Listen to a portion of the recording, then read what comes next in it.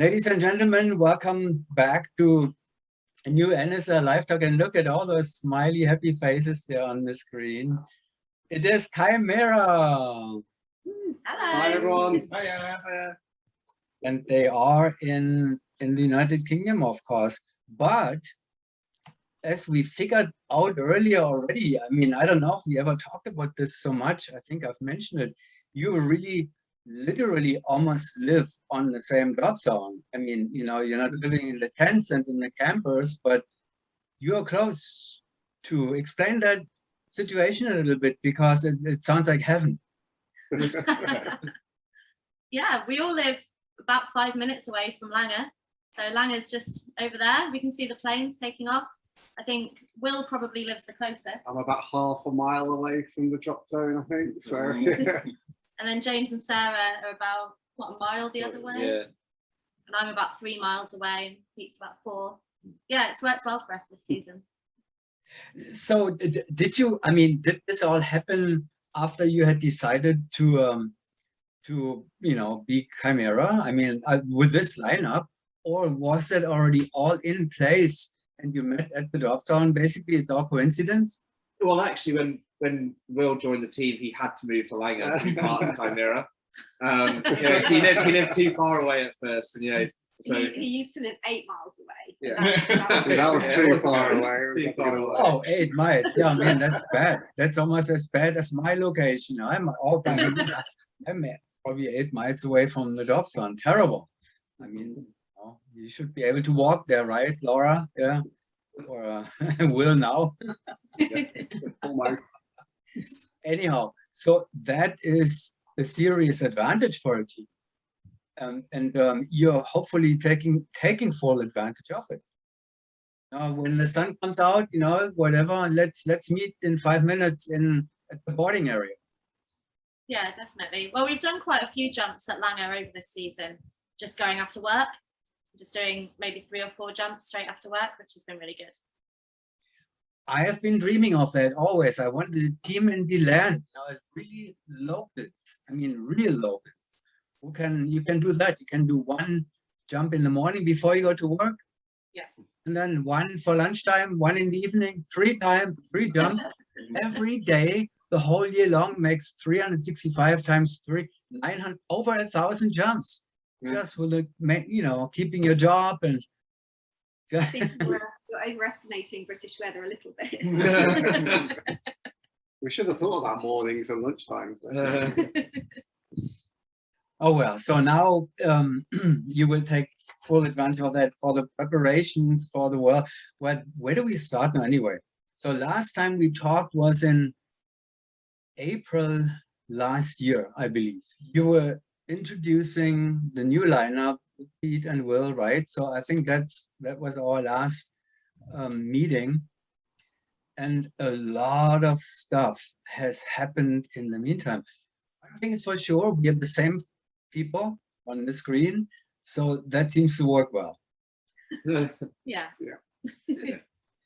So where do we go? So in April 2020, we still had a world meet, or was it cancelled? Still had a world meet then, didn't we? Yeah. Still had our hopes and dreams of going to Siberia.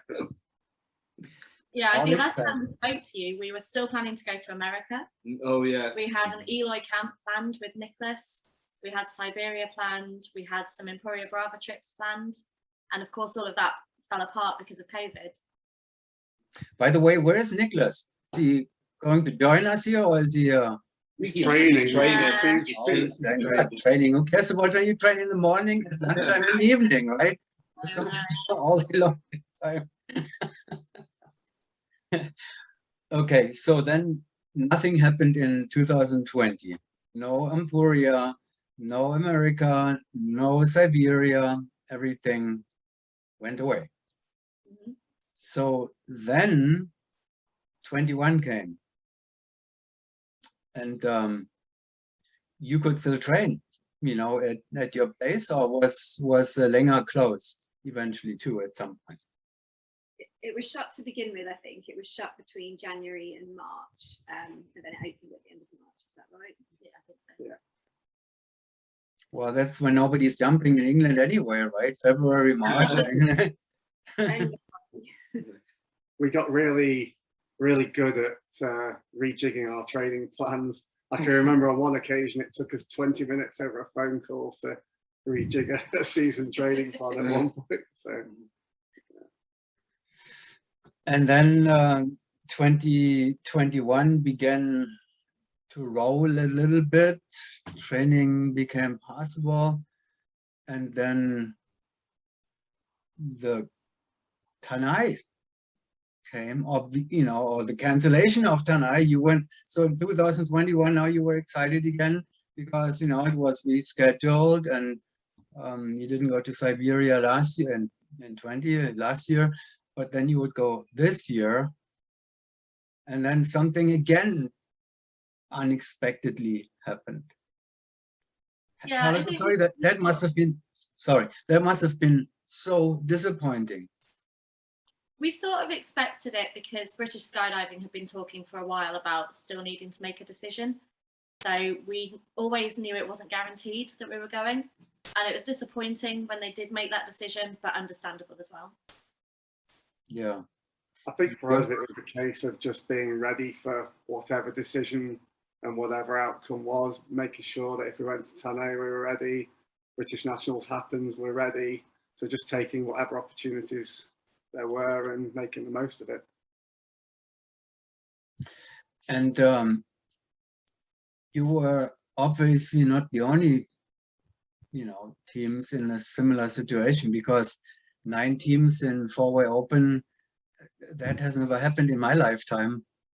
There was the lowest participation ever. So you could almost say you didn't really miss that much, but every missed world meet is a missed world meet, and that is said no matter what, whether it's weather or whatever it is. Yeah. So there's another, there will be more world meets, and the Chimera is sitting right there, with the same smiley faces as in 2020 and as in 2021, and another world meet coming in 2022. So we'll talk about this in a moment, but there was still something in between, something extremely exciting after the cancellation of Tanai this year. And before you go to the world next year, you had to qualify first. And that was the UK Nationals. Now, tell us the whole incredible story, please. oh no. Are we ready to talk about this? Yes, you are. It's long, not long ago. It's all history. Long ago. I guess we were feeling well prepared. So like Will said, everything that we've done this season has been about being ready for whatever happened. So we've had a lot of remote coaching from Nicholas, which has been so valuable to us. We've also had him working with us on the kind of mental preparation side of things as well. So we felt very well equipped to be able to approach the competition in a really level, really kind of flat emotions. We knew what we had to do and we were ready to get out there and do it. And throughout that whole meet, that was our sole focus. We knew there were other teams there. We were looking at the scoreboard. We knew what was happening. But for us, our main aim was to do the best that we could do and to feel good about as many jumps as possible. And I think we can probably agree we felt good about maybe 10 of them. One of them we'll never speak of again, but the rest of them were pretty good. So we're really proud of how we performed. And of course, we're disappointed with the end results. We wish we could have been the champions, but we gave it everything. We had nothing more to give, and we're really proud of that. Did you have any clue on which scoring performance level your toughest opponents, NFTO and Euros, would be like? Did you have was there any indication? Did you spy on them, or did they tell or anything? Or It was really hard to gauge that, because each of those 3 teams, what I was included, each had a slight different advantage. So NFTO, I think, had a lot of experience on that team. They've all jumped, I think the majority have jumped above a 20 average. They got, like a lot of jumps. Eros, on the other hand, had a player coach. They had the advantage of having the coach on hand all the time. And I think we probably did a little bit more jumps than the others, but obviously the remote coaching and, so we don't have like feedback there and then, and that kind of thing. So it was quite interesting. So honestly, we had no idea how those different strengths that each team had, that was completely different to what the other had, would play out in the end. So it was quite interesting in that aspect of it. Yeah, they're both very strong competitors, so we always knew it was going to be a good battle. And then came the actual meet. Give us a quick breakdown of, what happened. I mean, let's look at the, how it went. It was such an up and down, such an incredible roller coaster. As we see now. Can you see the scoreboard now there? Yeah. Yeah. Okay. So NFTO up, then Chimera up, back and forth. I mean, an incredible battle for the 10 rounds. How did it feel? Bring us back to the event, if you may, for a few minutes, and the jumps on the first day, the jumps on the second day. What were the key moments and all that kind of stuff? I think we only did one jump on day one, didn't we? It was 5:15p. I guess we all had, first jump nerves, but we were really pleased with how that jump went, and I think it gave us the confidence that we'd be kind of up there. Yeah, it started. Oh no! Don't prove me wrong. Let's see.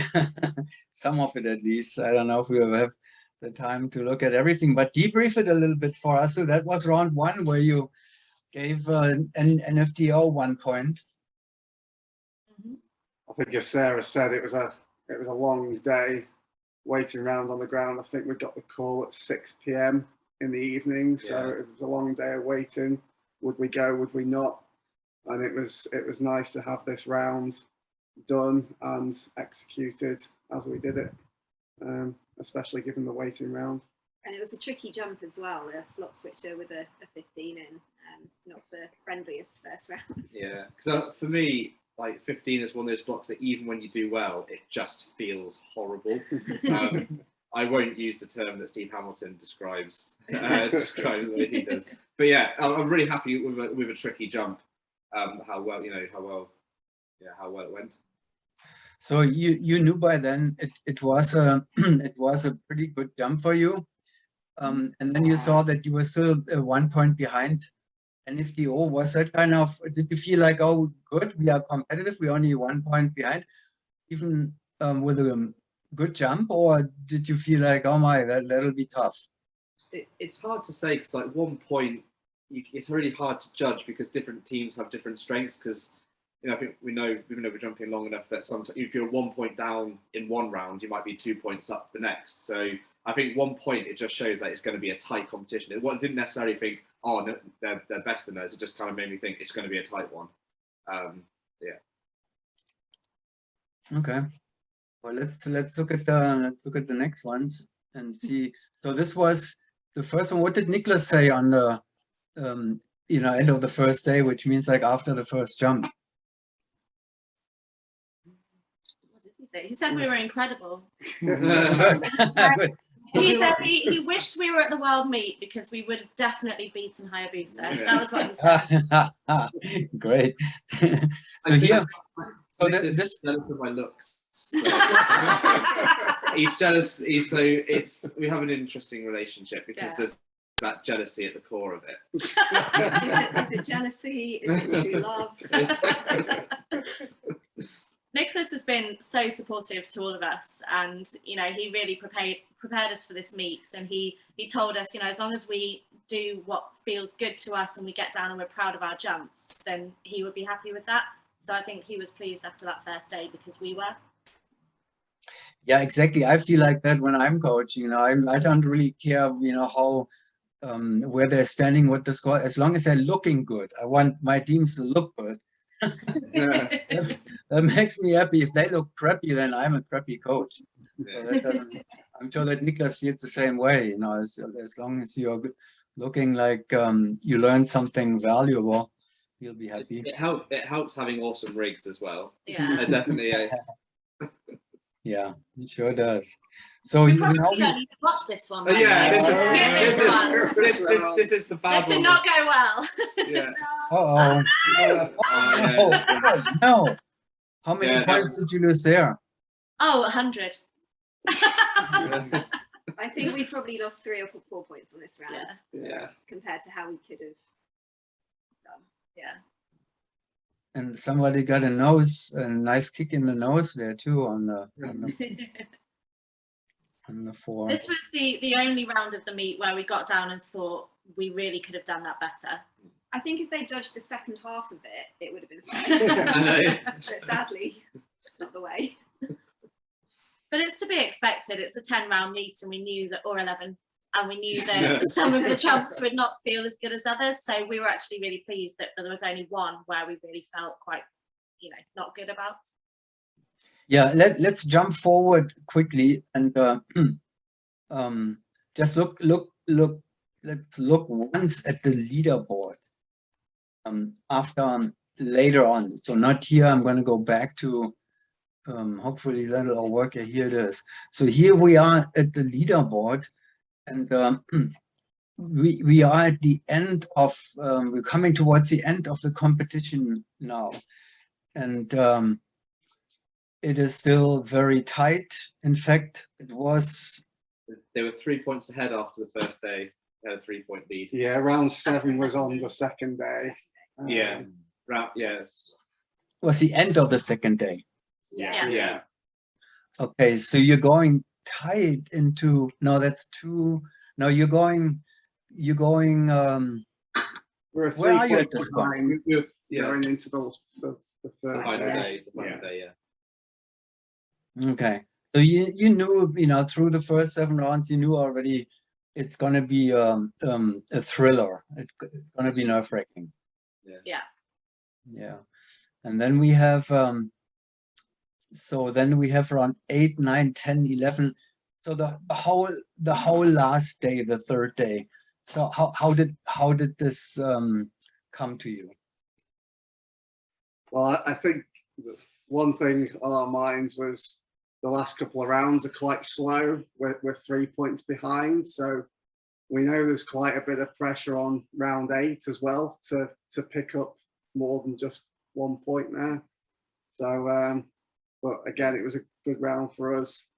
I'm pleased with how we responded throughout the day and straight at the start of it. Yeah, the whole second day. I mean, you won the second day by 3 points or so. Is that so? You did not lose a round. You won the first one of the day. You won the second one of the day. You tied the last round, the 10th round. I mean, you must have felt, we have a great day, and even going into the jump off, you were probably very confident. Yeah, I think I remember thinking after I think it was around 9 or 10 that it's going to be really hard with the competition being that tight for either team to pull ahead, because the last 2 rounds, including round 11, were triple blockers.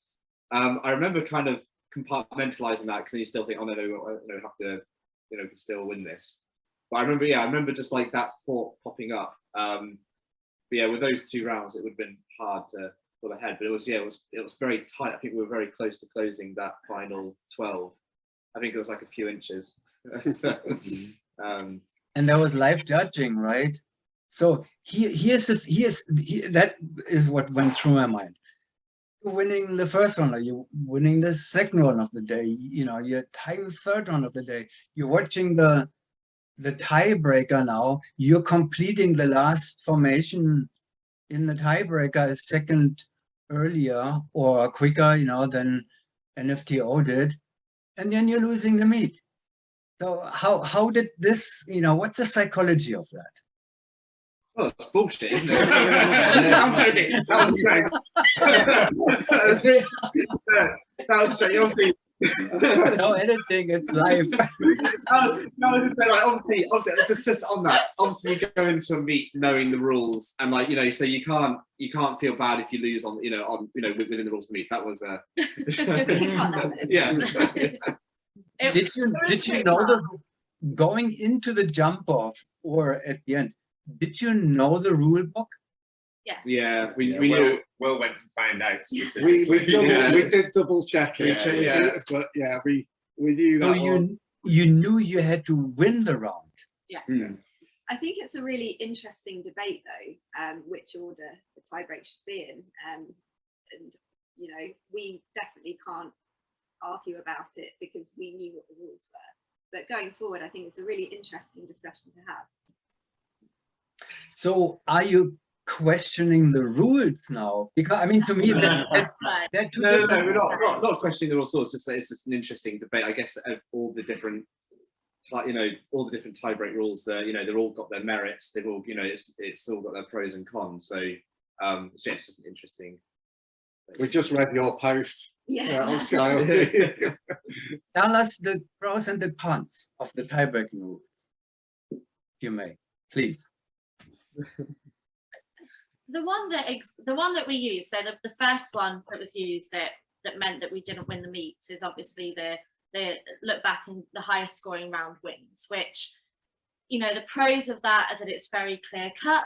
There's no kind of where you are, where you're not, did you get it in time? It's very clear.